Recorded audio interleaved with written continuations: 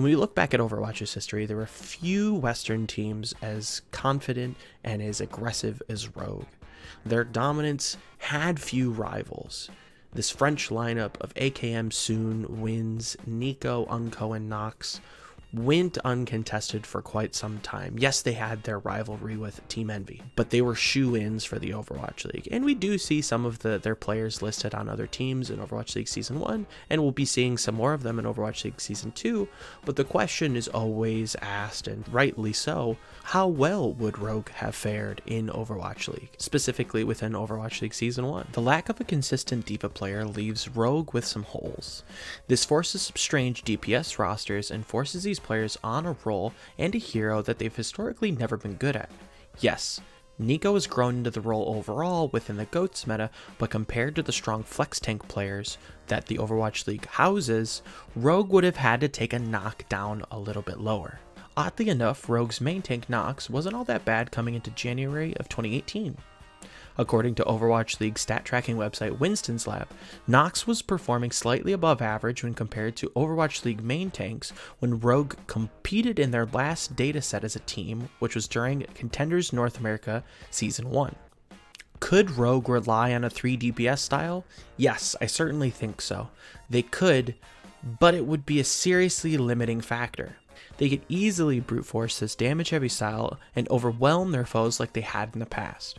Ideally, they'd win games they should, but be able to squeak out the odd control map or hybrid map win against teams that they shouldn't. When we also look at the hero picks for Stage 1, Mercy and Zenyatta make up a massive majority of the support picks. This forces some odd choices for the French backline. Where do you put Unco? And how does Wins fit with that? Do you move Unco to Mercy and move Wins to Zenyatta? Or vice versa? Where exactly do they both fit? Another positive trait that we can note is Rogue's coaching staff going into what would be Overwatch League Season 1. People forget that the former coach for the LA Valiant and current coach of the Paris Eternal, Damon, coached Rogue before their split in the autumn of 2017. Would he need help? Yes, 100%, but this starts them off on good grounding. When we look back at Rogue's last few outings, we can start to see a more clear picture of what they would have looked like approaching Overwatch League. Coming off a win at TakeOver 2, Rogue competed against North America's Best during the Beat Invitational Season 2 and would take on Immortals, the team that would later become the LA Valiant. In a nail-biting grand final, Rogue would win the best of 7 4-3. To add some context here, this was one of the first events where Immortals had played with their new Korean editions of Korean Fate, so the loss can be explained in a way. To double back to the statistics example, Rogue's next surfacing began at 2017's Overwatch Contender Season 1, where they faced some serious adversity. Very short. Wins. Does he engage with it? Does he keep his teammate up? The question here, and there you have it as they use it for the engagement. Now AKM will use the tack visor on top of the shuttle. Looks to get the advantageous position here, but Saini has to get in his face with the defense matrix, and that is going to really, whittle down that tack visor. But Saini picks up 2. That's going to be Nico and wins, and with only 8 seconds left on the clock here, this could be Envision taking the W here, X. What is going on right now? Soon is giving everything he has here. Yeah, and you see Saini still trying to stay alive on the cart. Everybody falling for Rogue. Oh my. It'll be Envision holding off Rogue, taking the series here 3-1 in a huge upset. Their living situations were quite unstable at the time and they played from Canada rather than their house in the States.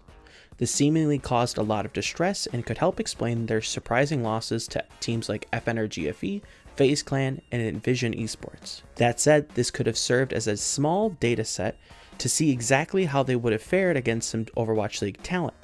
Majority of both FaZe Clan and Team FNRGFE would make up teams like the Houston Outlaws and the Philadelphia Fusion. Now that I've laid some of my thoughts out, it's really time to answer the question, how would the all-French lineup of Rogue do in the first season of the Overwatch League? For me, I predict a marginal success early on. If Rogue were able to maintain their aggressive style, they'd probably end up a middle-of-the-pack team who desperately needs support and flex tank signings during the midseason. I'd wager they'd fall somewhere between the Houston Outlaws and the Seoul Dynasty at the end of the season, fighting for 7th to 8th place. Now, when we go into adding new players in the offseason, who exactly might they add? Well, one of the big rules is they probably would have had to have been French in the first place. So when we look at main supports, we can look at Hip, Hedon, or Lil Bo. And when it comes to the flex tanks, we'd have to fight very early on from Poco at the start, or we could rotate Nico to flex tank duty primarily and move someone like Leaf in to play projectile and other DPS centric roles. But what do you think? Leave a comment down below on where you thought, or where you currently think, Rogue could be placed in Overwatch League and how the Paris Eternal might fare in Overwatch League Season 2. Thanks again for watching, everybody. Make sure to click like and subscribe, and I'll see you guys in the next video.